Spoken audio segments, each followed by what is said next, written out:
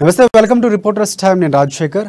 అంశం ఏదైనా, జిల్లా ఏదైనా, వార్త ఏదైనా దానిపై పూర్తి సమగ్ర సమాచారం ఇవ్వడానికి మా ప్రతినిధులు అందరూ సిద్ధంగా ఉన్నారు. ప్రస్తుతం మనం చూసుకుంటే మా ప్రతినిధి కిరణ్ మనకి నల్గొండ ఇంత సమాచారం అందిస్తారు. అక్కడ ప్రధానంగా చూసుకుంటే నల్గొండ జిల్లా కాంగ్రెస్ నిరసన దీక్షకు సర్వం సిద్ధమైన దానికి సంబంధించినటువంటి ఏర్పాట్లు కూడా పూర్తి స్థాయిలో అక్కడ నుండి శ్రేణులందరూ చేసినటువంటి పరిస్థితి. సభలో ఎంపీ ఉత్తమ్ కుమార్ రెడ్డి అలాగే వెంకటరెడ్డి సంబంధించి అలాగే రేవంత్ రెడ్డి కూడా ఘన స్వాగతం పలికే కాంగ్రెస్ నేతలు సిద్ధమవుతున్నారు. ఆయన ప్రసంగంపై కూడా సర్వత్రా ఆసక్తి నెలకొన్నటువంటి పరిస్థితి. దీనిపై పూర్తి అప్డేట్స్ అందిస్తారు. కిరణ్, చెప్పండి, దానికి సంబంధించిన ఏర్పాట్లు ఏంటి, ఎంతసేపట్లో ప్రారంభమయ్యే అవకాశం ఉంది, దానికి సంబంధించిన అప్డేట్స్ ఏంటి? నిరసన దీక్ష చేస్తున్నారు. అయితే ఇక్కడ వచ్చిన తర్వాత వారి యొక్క సమస్యలు ఏదైతే మహాత్మా గాంధీ యూనివర్సిటీలో ఉన్నటువంటి సమస్యలను రేవంత్ రెడ్డితో విద్యార్థులు మాట్లాడే అనంతరం ఆయన నేరుగా ఇక్కడి నుంచి మరి కూడా బైపాస్ మీదుగా నల్గొండ జిల్లా కేంద్రానికి చేరుకోనున్నారు. అయితే మనతో మాట్లాడడానికి ఇక్కడ ఉన్న మల్లు రవి గారు కూడా ఉన్నారు. మనం వారితో మాట్లాడే ప్రయత్నం చేద్దాం. ముందుగా ఇక్కడ యూనివర్సిటీ నాయకుడు పున్నా కైలాస్ అయితే ఉన్నారు. అయితే మనం మాట్లాడే ప్రయత్నం చేద్దాం. చెప్పండి, ఈ యొక్క రేవంత్ రెడ్డి పర్యటన సక్సెస్ అయ్యేందుకు నల్గొండ జిల్లా కాంగ్రెస్ పార్టీ ఏ ఏర్పాటు చేశారు? ముందుగా ఇక్కడ యూనివర్సిటీల సమస్యలు ఏ విధంగా తెలుసుకున్నారు? ఉమ్మడి జిల్లాలో ఉన్నటువంటి నిరుద్యోగులు మొత్తం కూడా నల్గొండ జిల్లా కేంద్రానికి తరలించి ఏదైతే మరి యూనివర్సిటీ కేంద్రంగా నాడు తెలంగాణ రాష్ట్ర ఉద్యమం జరిగింది. ఆ ఉద్యమంలో ప్రధానంగా ఎవరైతే త్యాగాలు చేసి జైలుకు పోయి భవిష్యత్తుకు ఉద్యోగాలు వస్తాయి, ఆంధ్ర రాష్ట్రంలో జరిగినటువంటి ప్రయోజనానికి తెలంగాణ కోరుకున్నటువంటి విద్యార్థులుగా ఏ తెలంగాణ రాష్ట్రం అయితే స్వప్నం జరిగిందో కేవలం ఉద్యోగాలు, కేసీఆర్ యొక్క కుటుంబం యొక్క సౌలభ్యం, వేల కోట్లు దోచుకునేటువంటి అవకాశాన్ని మాత్రమే వాళ్ళు చట్టాలను రూపొందించుకున్నారు తప్ప సమాజంలో ఉండబడే బీసీ, ఎస్సీ, ఎస్టీ మహిళలకు లేదా పేద వర్గాలకు ఉద్యోగాలు ఇవ్వకపోగా తిరిగి నిరసన వ్యక్తం చేస్తుంటే మరి దాన్ని అవహేళన చేసేటువంటి పరిస్థితి మనం చూసాం. ఇంత దుర్మార్గమైన పరిస్థితి అంటే ఒక హిట్లరు, ఈదీ అమీన్ ఆ రోజుల్లో ప్రజల్ని మరి వంచి మోసం చేసి దగా చేసి ఎదురొచ్చిన వాళ్ళని చంపే కార్యక్రమాన్ని ఆ రోజుల్లో మనం ఈదీ అమీన్ నరరూప రాక్షసులు ఉంటే ప్రపంచ చరిత్ర. కాబట్టి ఆ చరిత్రకు మించినటువంటి గనుడు మా కేసీఆర్ గారు. మేమేమనుకున్నామంటే సరే మా రాష్ట్రానికి మా స్వపరిపాలన వస్తాయి, మాకు ఉద్యోగాలు వస్తాయి, మా తల్లిదండ్రుల ఆకాంక్షలు నెరవేరుతాయి, మాకు పెళ్లిళ్ళు అవుతాయి, లేదా మరో రకంగా జీవితాలని ముందుకు తీసుకుపోతామని ఆలోచన చేసాం. కానీ మరి ఇవాళ ఈ రాష్ట్రంలో ఏం జరుగుతుందో చూస్తా ఉన్నాం. దాదాపు ఇప్పటికీ 2014 నుంచి నేటి వరకు ఒక 700-800 మంది విద్యార్థులు బలిదానం చేసుకున్నారు కేవలం ఉద్యోగాలు రాక. దీన్ని మనం ఆలోచిస్తే ఏ రాజకీయ నాయకుడైనా మరి ఆనాడు ఉద్యమం నుండి నడిపించలేదు, విద్యార్థుల త్యాగాలు, పోరాటాలు. కాబట్టి మేము ఒకటే కోరుకుంటున్నాం, ఈనాడు తెలంగాణ రాష్ట్రంలో ప్రజాగుండే రేవంత్ రెడ్డి గారి నాయకత్వంలో అడుగడుగున ఇవాళ ఖమ్మం తీసుకున్నా, ఆదిలాబాద్ తీసుకున్నా, హైదరాబాద్ తీసుకున్నా, రంగారెడ్డి తీసుకున్నా, ఈ రోజు నల్గొండ తీసుకున్నా, వేల గొంతుకుల యొక్క ప్రజాప్రతినిధిగా మా యొక్క సమస్యలు అడ్రస్ చేస్తున్నారు. కాబట్టి ఈనాడు మహాత్మా గాంధీ యూనివర్సిటీకి ఇచ్చేసి వాళ్ళకు ఫ్యాకల్టీ లేదు, సరైనటువంటి వసతులు లేవు, హాస్టల్ సమస్యలు ఉన్నాయి, నాన్ టీచింగ్ తోటి ఇవాళ కాంట్రాక్ట్ ఉన్నాయి, అనేక మంది లెక్చరర్లు నింపేసి మరి విద్యార్థుల మీద భారం మోపుతా ఉన్నారు. కాబట్టి దీన్ని ఇవాళ రేవంత్ రెడ్డి తెలంగాణ ప్రజల పక్షాన ఖచ్చితంగా రేపు రాబోయే 5 నెలల ప్రభుత్వం ఈ దిక్సూచిగా ప్రజా గొంతుని ప్రజల తరపున యుద్ధం చేసి రేపు రాబోయే కాంగ్రెస్ పార్టీని గెలిపిస్తారు. నిరుద్యోగులకు ఆశా దీపంగా ఈ తెలంగాణ రాష్ట్రానికి కాబోయే ముఖ్యమంత్రిగా ఈ ప్రజల విద్యార్థులను ఇస్తాం. అయితే ఇక్కడ మనతో మాట్లాడడానికి మహాత్మా గాంధీ యూనివర్సిటీలో విద్యార్థులు కూడా ఉన్నారు. చెప్పండి, మీ ప్రధాన సమస్యలు ఏంటి? రేవంత్ రెడ్డికి ఏం చెప్తున్నారు?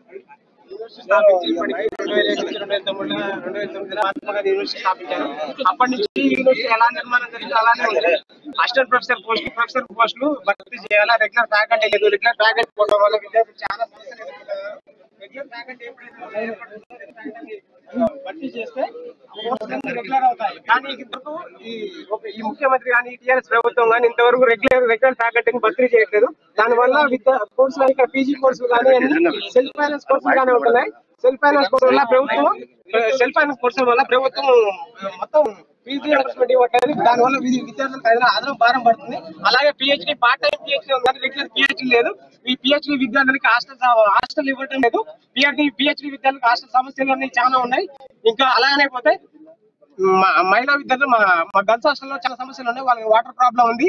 ఇంకా అలాగనే పోతే ఇక్కడ ఉన్న రెగ్యులర్ ఫ్యాకల్టీలు 48 ఎంప్లాయీలు ఉన్నారు. వాళ్ళకు కూడా వాళ్ళకి కనీస వేతనాలు లేవు.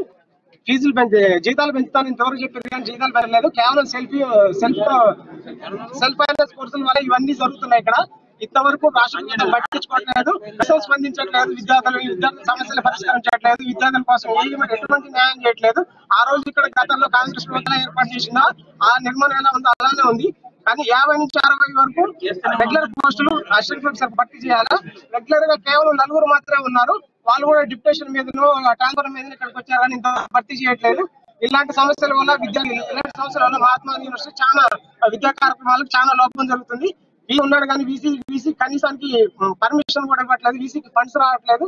ఇక గుర్తింపు లేక సుమారు 40 కోట్ల రూపాయలు నష్టపోతుంది యూనివర్సిటీ. నాకు గుర్తింపు లేకపోవడం వల్ల ఇట్లా ఈ గుర్తింపు లేకపోవడం వల్ల ఇంత జాప్యం జరుగుతుంది. ఇంతవరకు విద్యాశాఖ మంత్రి గారు ఒక్క రోజు కూడా ఈ యూనివర్సిటీని సందర్శించలేదు, యూనివర్సిటీలో సమస్యల గురించి కూడా తెలుసుకోలేదు. ఈ టీఆర్ఎస్ ఎమ్మెల్యే కానీ ఎంపీ కానీ ఒక్క రోజు కూడా ఈ పేపర్ లీకేజ్ గురించి ఒక్క విషయం కూడా మాట్లాడలేదు. నిరుద్యోగులు చాలా ఆవేదన చెందుతున్నారు, వాళ్ళు చాలా నిస్పృహతలో ఉన్నారు. వాళ్ళకి ధైర్యం కల్పించాలి, ఖచ్చితంగా టీఎస్పీఎస్సీని రద్దు చేయాలి, టీఎస్పీఎస్సీ సభ్యులను వెంటనే బర్తరఫ్ చేయాలి. మీరు చెప్పండి సార్, గత కొద్ది కాలంగా కాంగ్రెస్ పార్టీ కూడా ధర్నాలు చేస్తూ వస్తుంది, ప్రభుత్వం ఇంతవరకు దిగిరాకపోక టీపీఎస్సీ మెంబర్లు కూడా ఇంతవరకు మార్చలేదు. మీరు ఏం డిమాండ్ చేయబోతున్నారు? మా ప్రధాన డిమాండ్ 15 పేపర్లు లీక్ అయినప్పుడు ఎవరైతే పబ్లిక్ సర్వీస్ కమిషన్ చైర్మన్ గా జనార్దన్ రెడ్డి గారు, సెక్రటరీ వీళ్ళు ఉండగానే ప్రభుత్వంతో కుమ్మక్కయి పబ్లిక్ సర్వీస్ కమిషన్ ఈ పేపర్ లీకేజ్ కార్యక్రమం జరిగింది. పేపర్లు లీక్ అయిన తర్వాత అమ్ముకునే కార్యక్రమం పెద్ద మనీ లాండరింగ్ కూడా జరిగింది. న్యూజిలాండ్ నుంచో ఎక్కడి నుంచో వేరే వచ్చి పరీక్ష రాసిపోయారని చెప్తున్నారు. అందువనే ఇవాళ ఈడీ ఎన్ఫోర్స్మెంట్ వాళ్ళు ఈ లీకేజ్ మీద కొంతమందిని తీసుకొని వారి మీద ఎంక్వైరీ చేస్తుంది. అదే కాకుండా ఇవాళ ఈ ప్రభుత్వం ఎంత కలిసికట్టుగా ఈ లీకేజ్ చేసిందంటే కేటీఆర్ గారు స్పీడ్ పెట్టి ఈ లీకేజ్ అంతా ఇద్దరు వదిలే అసిస్టెంట్ సెక్షన్ ఆఫీసర్ ఇంకెవరో కాంట్రాక్ట్ ఉద్యోగి వీళ్ళిద్దరూ చేశారని చెప్పి సిట్ అని దాని రిపోర్ట్ కూడా రాస్తుంది. మన మినిస్టర్ ఆ రకంగా చెప్పారంటే ఇక్కడ Janardhan Reddy public service commission chairman గా ఉన్నాడా, లేకపోతే కేటీఆర్ పబ్లిక్ సర్వీస్ కమిషన్ కి చైర్మన్ గా ఉన్నారు. కేటీఆర్ అఫీషియల్ గా అన్అఫీషియల్ గా chairman KTR, official chairman Janardhan Reddy, వీళ్ళిద్దరు కలిసే ఈ పేపర్ లీకేజ్ చేశారు. ఆయన కేటీఆర్ గారు సిరిసిల్ల పోయి ఎవరికి 120 మార్కులు వచ్చినాయి, 100 మార్కులు వచ్చినాయి, ఎవరికి తెలియని సీక్రెట్ కేటీఆర్ కి ఎట్ట తెలిసింది? ఆయన ఏమన్నా చైర్మన్, ఆయన చెప్పడానికి లేదు. ఉన్న చైర్మన్ ఆ మార్కుల లిస్టు బయట ఎగ్జిక్యూట్ చేయలేదు, పేపర్కి ఇవ్వలేదు. ఎట్ట తెలిసిందంటే ఆయన జనార్దన్ రెడ్డి అంటే పబ్లిక్ సర్వీస్ కమిషన్ కుమ్మక్కై ఉన్నారు. ఈ ప్రభుత్వం చెప్పినట్టుగానే ఈ పబ్లిక్ సర్వీస్ కమిషన్ చేస్తుంది. కాబట్టి మా ప్రధాన డిమాండ్ ఈ చైర్మన్ ని, మెంబర్స్ ని, సెక్రటరీని వెంటనే బర్తరఫ్ చేసి కొత్త కమిటీని వేసి ఆ కమిటీ కింద మనం ఎగ్జామినేషన్ పెట్టాలనేది డిమాండ్. నెంబర్ 2 సిబిఐ ఎందుకు సిబిఐ కింద ఎంక్వైరీ చేయాలని చెప్పాను. సిట్ కాదు, సిట్ అంటే వాళ్ళ పాకెట్ సంస్థ, వాళ్ళ జేబు సంస్థ, వాళ్ళు ఏం చెప్తారు చేసేటట్టు. దాని కాకుండా సిబిఐతోని ఎంక్వైరీ చేయాలని, అదే రకంగా మనం ఈ ఎగ్జామినేషన్ రాసినటువంటి విద్యార్థులందరికీ 1 లక్ష రూపాయలు కంపెన్సేషన్ ఇవ్వాలనే డిమాండ్ పెడుతున్నాం. అదే రకంగా సిట్టింగ్ జడ్జిని ఎంక్వైరీ చేసి భవిష్యత్తులో ఈ పబ్లిక్ సర్వీస్ కమిషన్ ఏ రకంగా పనిచేయాలనేటువంటి రిపోర్ట్ ఇవ్వాలని కాంగ్రెస్ పార్టీ తరఫున డిమాండ్ చేస్తున్నాం. ఇంకొక ముఖ్యమైనటువంటి రిక్వెస్ట్ ఏంటంటే ఈ 30 లక్షల మంది నిరుద్యోగులు గాని, విద్యార్థులు గాని ఎవరు కూడా డిప్రెషన్ లోనటం గాని, ఆత్మహత్య వైపు చూడటం గాని తప్పు. మనం అందరం కలిసి పోరాటం చేయాలి. ఆ పోరాటానికి నాయకత్వం రేవంత్ రెడ్డి గారు చెప్పేదానికే ప్రత్యక్షంగా ఇక్కడికి వచ్చి వీరితో మాట్లాడి భరోసా కల్పించడానికి ఇక్కడికి వస్తున్నారు. మీరు చెప్పండి, ఈ యొక్క రేవంత్ పర్యటనకు ఎంపీ ఉత్తమ్ కుమార్ రెడ్డితో పాటు కోమటిరెడ్డి వెంకటరెడ్డి హాజరవుతున్నారా?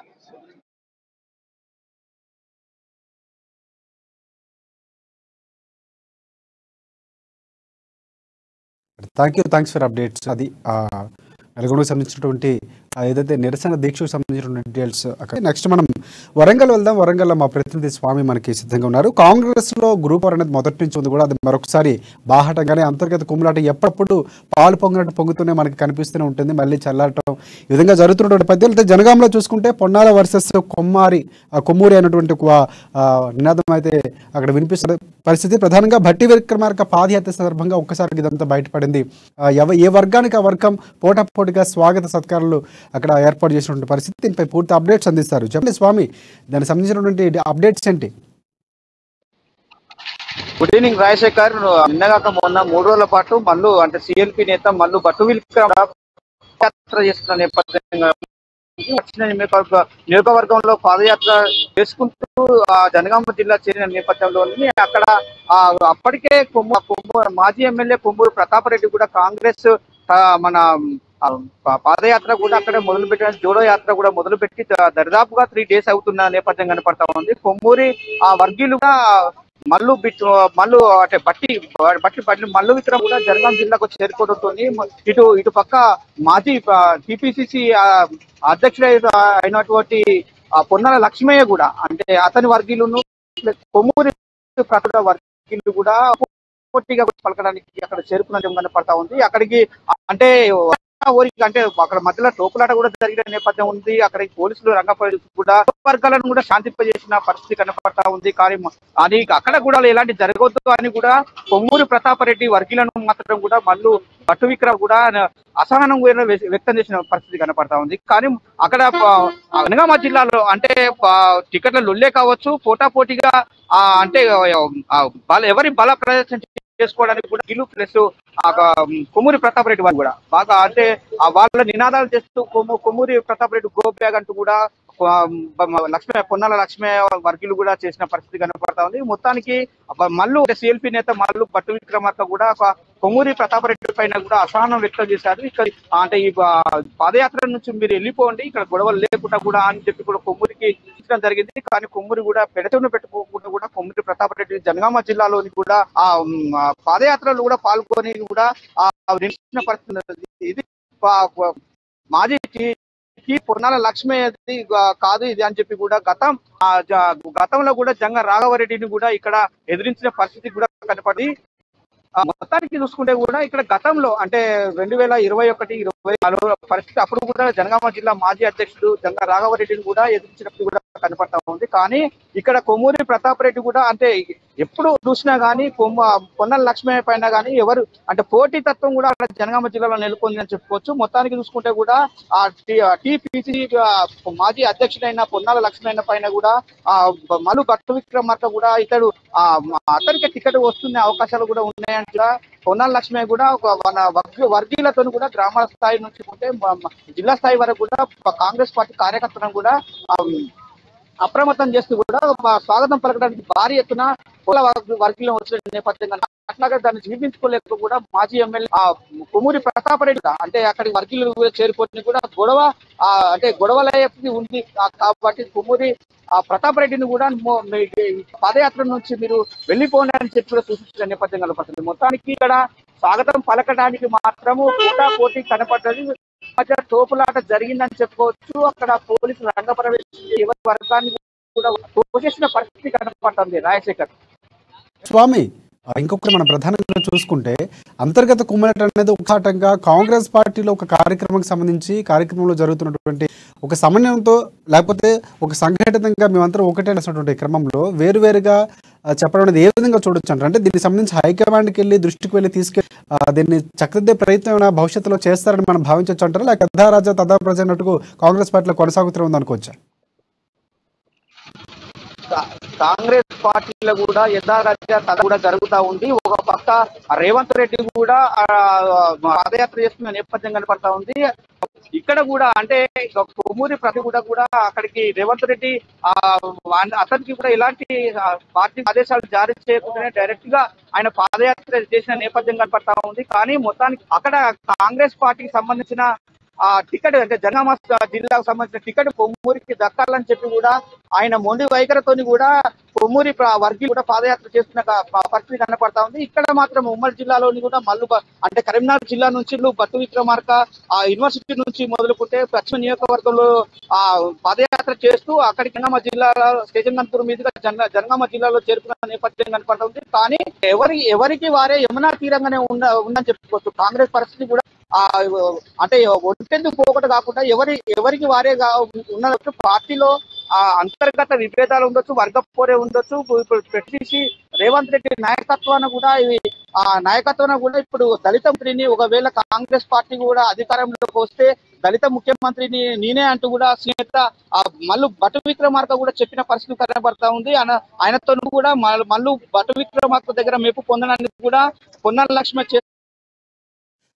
రైట్ స్వామి, ఇప్పుడు జరుగుతున్న పరిణామాలు చూసుకుంటే కదా ఈ ప్రభావం అనేది వచ్చే ఎన్నికలకు కూడా నగారం మోగినట్టుగా నిశ్చయార్ ఏదైతే దానికి సంబంధించినటువంటి మనం ఒక సూచనగా తీసుకోవచ్చు. దాని ప్రకారం చూసుకుంటే భవిష్యత్తులో వచ్చేటువంటి ఎన్నికలకి ఇలాంటి ఒక సమయం లేకపోవడం వారి అధీనటువంటి అంతర్యుద్ధాలన్నీ కూడా ఖచ్చితంగా ప్రభావం చూపించే అవకాశం ఉందంటారు. ఎస్ రాజశేఖర్, ఇప్పుడు ఆ విధంగా అంటే ఇప్పుడు ఎవరికి వారే ఏంగానే ఉందని చెప్పుకోవచ్చు. ఇక్కడ ఆ కాంగ్రెస్ పార్టీలో కూడా మెయిన్ అంటే నేను అని చెప్పి కూడా బల ప్రదర్శన చేసే పరిస్థితి కనబడతా ఉంది. ఎందుకంటే రానున్న ఎలక్షన్ల నేపథ్యంలో 2024-20 ఎన్నికల ముందస్తు వెళ్ళడానికి జరగవచ్చు. ఎలా అప్డేట్స్ స్వామి. నెక్స్ట్ మనం మహబూబ్ నగర్ వెళ్దాం. అక్కడ మా ప్రతినిధి ప్రదీప్ మనకు ఇక కాంగ్రెస్ పార్టీ ఆధ్వర్యంలో నిరసన ర్యాలీలు కూడా సాగుతున్న పరిస్థితి. ఈ నేపథ్యంలోనే 30వ తారీఖున అక్కడ జరిగినటువంటి పరిస్థితి. టీఎస్పీఎస్సీ పేపర్ లీకేజీకి సంబంధించి నిరుద్యోగులు ఎవరైతే నష్టపోయారో వారికి అండగా నిలిచేందుకు కాంగ్రెస్ పార్టీ నిరుద్యోగ ర్యాలీ నిర్వహిస్తున్న పరిస్థితి. దీనిపై పూర్తి అప్డేట్స్ మా ప్రతిభ అందిస్తారు. దీనికి సంబంధించి అప్డేట్స్ ఏంటి? మల్లు రవి కూడా దీనికి ప్రధానంగా అక్కడ రావాల్సినటువంటి పరిస్థితి కనిపిస్తుంది. బీఆర్ఎస్ పార్టీకి వైఫల్యాలపై కూడా ఆయన కూడా ఖచ్చితంగా ఒక స్పష్టమైనటువంటి జనాలకు ఒక డిమాండ్తో కూడిన ప్రభుత్వానికి కూడా డిమాండ్లతో కూడినటువంటి అంశాలు ప్రసంగించే అవకాశం కూడా ఉన్నట్లు తెలుస్తుంది. దీనికి సంబంధించి అప్డేట్స్ ఏంటి స్వామి? చెప్పండి ప్రదీప్. Good evening Rajasekhar. అయితే ఎల్లుండి అంటే ఈ నెల 30 తారీఖున కాంగ్రెస్ పార్టీ ఆధ్వర్యంలో నిరుద్యోగ నిరసన ర్యాలీ పేరిట ఒక కార్యక్రమం నిర్వహించనున్నారు. అయితే ఇప్పటికే ఈ కార్యక్రమానికి సంబంధించి జిల్లా నాయకులతో పాటు రాష్ట్ర నాయకులు కూడా నియోజకవర్గంలో ఆయా అంటే తమ కార్యకర్తలకు నాయకులకు ఇప్పుడే నిరుద్యోగులను కూడగట్టాల్సిందిగా ఆదేశాలు జారీ చేశారు. అయితే ఈ నేపథ్యంలోనే అంటే మొన్న జరిగిన ఏదైతే బీజేపీ పార్టీ నిరుద్యోగ మార్చి పేరిట చేసిందో అది మళ్ళీ కాంగ్రెస్ పార్టీ కూడా అదే బాటలో నడుస్తుందని మనం చెప్పవచ్చు. అయితే ఈ ఉమ్మడి జిల్లా వ్యాప్తంగా మాత్రం ఈ నిరుద్యోగులతో పాటు రాజకీయ వేడి కూడా రగిలిందని చెప్పొచ్చు రాజశేఖర్. అయితే ఈ నేపథ్యంలోనే కాంగ్రెస్ పార్టీ అంటే తెలంగాణ రాష్ట్ర వ్యాప్తంగా నిరుద్యోగులకు మద్దతుగా అంటే తాము కూడా నిరుద్యోగులకు మద్దతుగా ఉన్నామంటూ చెప్పుకునే ప్రయత్నం అయితే చేస్తుంది. అయితే ఈ నిరసన ర్యాలీలో ప్రధానంగా ఎవరైతే టీఎస్పీఎస్సీ పేపర్ లీకేజీ నష్టపోయారు ఆ విద్యార్థులకు యువతకు ₹1,00,000 నష్టపరిహారం తర్వాత ఈ ఏదైతే టీఎస్పీఎస్సీ బోర్డు ఉందో దాన్ని పూర్తిగా ప్రక్షాళన చేసి ఎవరైతే ఈ పేపర్ల లీకేజీలో బాధ్యులు ఉన్నారో వారిపై చట్టపరంగా అంటే ఇది సిట్ నివేదిక ఒక బూటకం అంటూ కూడా కాంగ్రెస్ పార్టీ చెప్తున్న సందర్భం ఉంది. అయితే సిట్ కాకుండా సిబిఐతో న్యాయ విచారణ చేయాలని అప్పుడే దోషులు ఎవరో బయటికి వస్తారని కూడా మల్లు రవి చెప్పినటువంటి నేపథ్యం ఉంది. అయితే ఈ నేపథ్యంలోనే కాంగ్రెస్ పార్టీ ప్రధానంగా తమ డిమాండ్లను వెలిబుచ్చి అయితే ఈ నష్టపరిహారంతో పాటు టీఎస్పీఎస్సీ బోర్డును పూర్తిగా ఇప్పుడు ప్రైవేట్ పరంగా ఉందంటూ వ్యంగ్యంగా మల్లు రవి వ్యాఖ్యానించారు.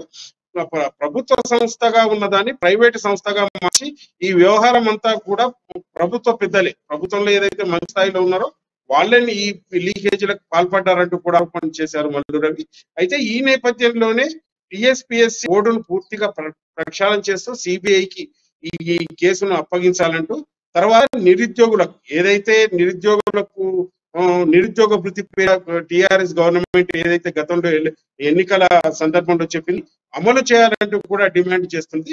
అయితే ప్రధానంగా ఈ కాంగ్రెస్ నిర్వహిస్తున్న నిరుద్యోగ నిరసన మార్చుకు రాష్ట్ర అంటే టిపిఎస్సి నాయకుడు రేవంత్ రెడ్డితో పాటు రాష్ట్ర నాయకత్వం ఎవరైతే రాష్ట్ర నాయకులు ఉన్నారో రాష్ట్ర నాయకత్వం పాటు జిల్లా నాయకులు కూడా పాల్గొన్నారు. అయితే ఈ నిరుద్యోగ నిరసన ర్యాలీ స్థానిక అంటే జిల్లా కేంద్రంలోని మెడిగడ్డ నుంచి క్లాక్ టవర్ వరకు ఈ ర్యాలీ నిర్వహిస్తున్నారు.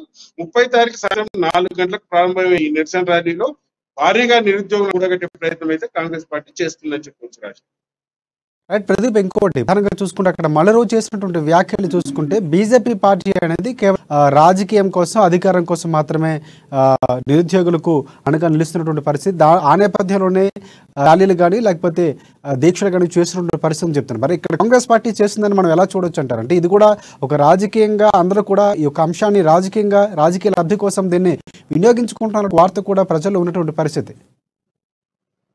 ఎస్ రాజశేఖర్, అయితే డిసిసి అధ్యక్షుడు ఎవరైతే ఉన్నారో జి మధుసూదన్ రెడ్డి గారు ఈ ఆరోపణ చేశారు. అయితే బిఆర్ఎస్ బీజేపీ వేరు కాదని ఈ ఇరు పార్టీలు లీకేజీలో సంబంధం ఉందంటూ ఆయన ఆరోపణ చేశారు. అయితే బీజేపీకి సంబంధించి బీజేపీ రాష్ట్ర అధ్యక్షుడు బండి సంజయ్ 10th పేపర్ లీకేజీలో ప్రధాన సూత్రధారిగా ఉన్నాడంటూ బీజేపీ కేవలం నిరుద్యోగ అధికార దాహంతోనే ఈ వ్యవహారం అంతా నిరుద్యోగులకు తాము అండా ఉంటున్నారంటూ బూటకపు మాటలు చెప్పుకుంటూ కేవలం తెలంగాణలో అధికార దాహం కోసమే ప్రయత్నించినట్టు కూడా ఆయన ఆరోపణ చేశారు.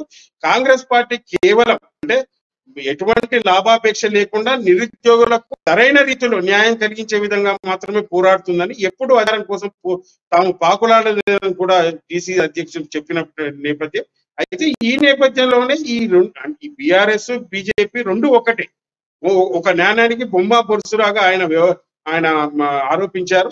అయితే ఈ నేపథ్యంలోనే నిరుద్యోగులు ఎవరైతే టిఎస్పిఎస్సి పేపర్ లీకేజీలో నిరుద్యోగులు నష్టపోయారో వారు ఎటువంటి ఆగాయిత్యాలకు పాల్పడొద్దంటూ కాంగ్రెస్ పార్టీ ఎల్లప్పుడూ మీకు అండగా ఉంటుందని కూడా భరోసా ఇచ్చే విధంగా ఈ నిరసన ర్యాలీ ఉన్నట్టు కూడా వారు తెలిపారు. Raju, thanks for updates Pradeep. Next మనం హైదరాబాద్ ప్రతినిధి ప్రవీణ్ మనకు సిద్ధంగా ఉన్నారు. కేసీఆర్ పై అన్ని భూటకపు మాటలంటూ షర్మిల వ్యాఖ్యలు చేసినటువంటి పరిస్థితి. అకాల వర్షంతో పంట నష్టపోతులకు పరిహారం అందించలేదంటూ, అలాగే నెల రోజులు గడిచిన రైతులకు సాయం అందించలేదంటూ ఆమె ఘాటు వ్యాఖ్యలు చేస్తున్న పరిస్థితి. 10,000 ఇస్తామని చెప్పి కేసీఆర్ విస్మరించాలని కూడా షర్మిల చెప్తున్నటువంటి పరిస్థితి. ఎస్, దీనిపై పూర్తి అప్డేట్స్ ఏంటి ప్రవీణ్ చెప్పండి. Okay, thank you Rajasekhar. మనం చూసుకున్నట్లయితే అకాల వర్షాల వల్ల కొన్ని వేల లక్షల ఎకరాలు అయితే నష్టపోయి దీనికి స్పందిస్తూ ఆ షర్మిల ఒక ప్రెస్ మీట్ పెట్టడం జరిగింది. సో పిట్టారామరెడ్డి అది ఒక ప్రెస్ మీట్ లో చెప్పారు. అయితే గడిచిన గత నెల క్రితం చూసుకున్నట్లయితే వేల ఎకరాలు నష్టపోయి దానికి హామీగా ఇచ్చారు. ఏదైతే నష్టపోయిన వారు ఉన్నారో వారికి ఎకరానికి 10,000 చొప్పున ఇస్తాము అని చెప్పేసి హామీలు ఇచ్చారు. ఆ హామీలుగా నుండి ఇప్పుడు చూసుకుంటే కూడా ఇప్పటికీ ఒక నెల అయిపోయింది. ఇప్పుడు తాజాగా చూసుకుంటే మరిన్ని అకాల వర్షంతో చూసుకుంటే తీవ్రంగా ఎదుర్చిన పంటలు అయితే నష్టపోయాయి. సో దీనికి కూడా ఎటువంటి హామీలు ఇస్తారని చెప్పేసి గతంలోనే ఇచ్చిన హామీ నిలబెట్టుకోలేదు. రైతు సంబంధించి చెప్తున్న రైతుకే మంచిది అని చెప్పేసి చెప్తున్న కేసీఆర్ ఈ విధంగా మోసం చేయడం కరెక్ట్ కాదు. చెప్పేవన్నీ కూడా బూటక మాటలంటూ కూడా ధ్వజమెత్తినట్టు మనకు తెలుస్తుంది. సో దీనికి సపోర్ట్ చేయడానికి భరోసా కల్పించడానికి 3 రోడ్లు అయితే పర్యటన అయితే ఉంది. అయితే రేపుకున్నట్లయితే ఉమ్మడి వరంగల్లో పర్యటించున్నారు. తర్వాత 30వ తారీఖు చూసుకుంటే ఉమ్మడి ఖమ్మం జిల్లాలో అయితే పర్యటించారు. తర్వాత 1వ తారీఖు చూసుకున్నట్లయితే పాలేరు ఒక నియోజకవర్గంలో అయితే ఆ రోజు మేడే ఉత్సవాలు జరుపుకుంటూనే ఈ యొక్క కార్యక్రమాన్ని అయితే మూవ్ చేసే సమాచారం ఉంది. సో చూడాలి, దీనికి సంబంధించి కూడా మొదటి నుండి కూడా ఒక తెలంగాణ ప్రజలకు అలాగే నిరుద్యోగుల కోసం అలాగే ఇప్పుడు రైతుల కోసం కూడా ఎంతో పాటుపడుతుంది కూడా షర్మిల కూడా వాళ్ళ యొక్క వెర్షన్లు అయితే చెప్పుకున్న మాటలు. ఈ నేపథ్యంలోనే మనం చూసుకున్నట్లయితే ఈ రోజు నిన్న జరిగిన యొక్క 22వ ఆవిర్భావ సభ మనం చూసుకున్నట్లయితే బీఆర్ఎస్ ఒక ఎమ్మెల్యేల సమావేశం జరిగింది. దీనికి సంబంధించి తమ పార్టీ తరఫునే అవినీతి పాల్పడ్డారంటూ తమ దగ్గరే లిస్టు ఉందంటూ చెప్పిన ఒక కేసీఆర్ మరి వాళ్ళపై ఎందుకు యాక్షన్ తీసుకోవట్లేదంటూ కూడా ఇప్పుడే రీసెంట్ గా అయితే పోస్ట్ చేయడం జరిగింది. దానికి సమాధానం చెప్పాలంటూ కూడా చెప్పడం జరిగింది. అయితే మనం చూసుకున్నట్లయితే ఒక రైతులకి ఈ విధంగా కన్నీరు పెడుతున్నారు, రాష్ట్రంలో వచ్చి కూడా ఈ విధంగా కష్టపడుతున్నారు. సో ఈ వీరికి ఎందుకు రెస్పాండ్ అవ్వట్లేదు కేసీఆర్ అంటూ కూడా చెప్తున్న మాటలైతే మనం వింటున్నాం రాజశేఖర్. ఇంకోటి ప్రధానంగా చూసుకుంటే మొన్న జైలు తర్వాత బెయిలు మొత్తం తర్వాత పూర్తి స్థాయిలో మరొకసారి ఆమె పులి అంటూ గతంలో చెప్పినటువంటి వ్యాఖ్య కానీ పూర్తి స్థాయిలో కేసీఆర్ పై ఆమె ఒక దృష్టి కేంద్రీకరించింది, పూర్తి స్థాయిలో సంధిస్తుందని చెప్పుకోవచ్చు. ఎందుకంటే ఇక్కడ పూర్తిగా ఆమె ప్రధానంగా ఆప్కి బార్ కిసాన్ సర్కార్ని చెప్పే కేసీఆర్ రైతులు మోసం చేస్తున్నట్టు ఘాటైన విమర్శలు చేస్తున్నటువంటి పరిస్థితి కూడా ఉంది. రైట్ రాజశేఖర్, మీరు అన్నట్టుగానే అయితే మొదటి కూడా ఒక నేను రాజశేఖర్ బిడ్డ అని, అలాగే పులి బోన్లో ఉన్నా బయట ఉన్నా సరే పులి పులి అంటే ఇలాంటి వ్యాఖ్యలు చేస్తున్న దాని ఉద్దేశం కూడా మనం గమనించిన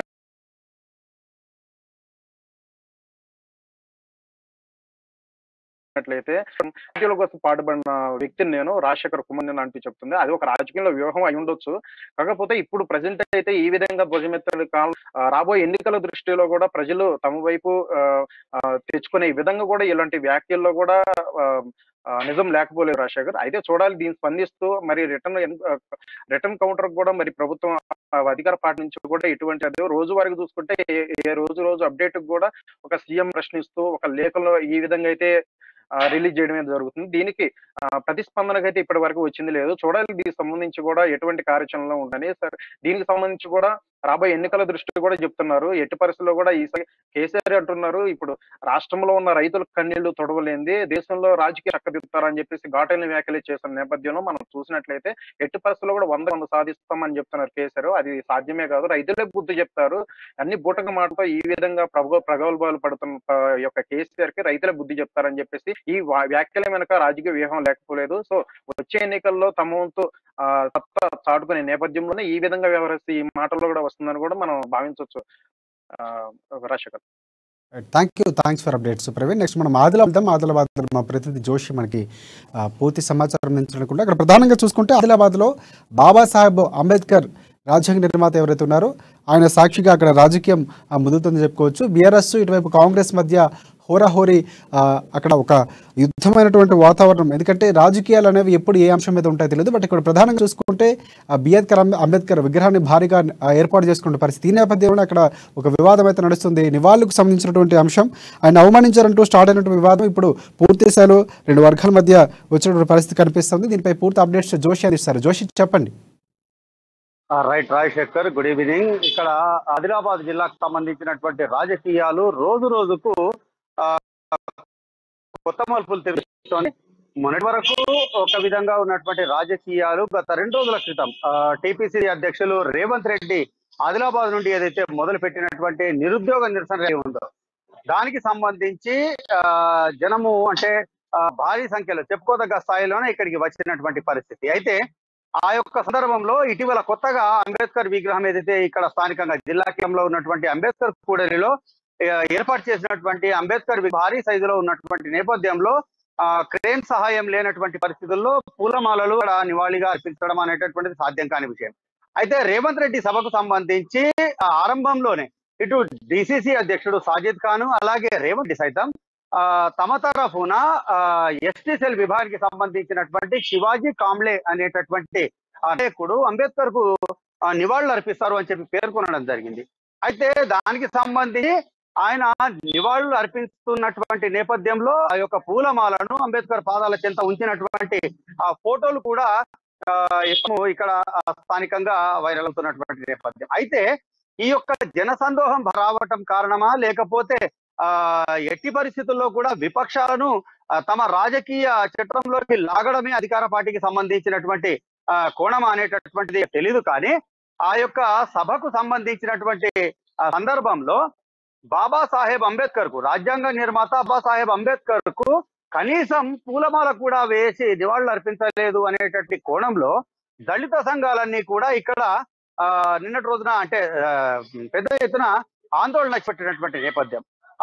అంబేద్కర్ విగ్రహాన్ని పాలతో అభిషేకించి క్రేన్ సహాయంతో పెద్ద గజమాలను అంబేద్కర్ మెడలో వేసినటువంటి నేపథ్యం.